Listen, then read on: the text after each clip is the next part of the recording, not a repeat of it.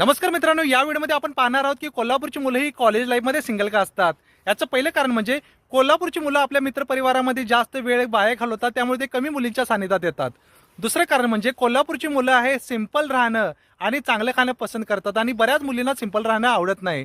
तिसरं कारण म्हणजे कोल्हापूरची भाषा ही डायरेक्ट असते.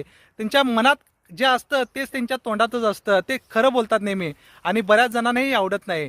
ते साधं जरी बोलत असेल तर त्या सगळ्यांना समोरच्याला वाटतं की हा काय भांडा लागलाय काय.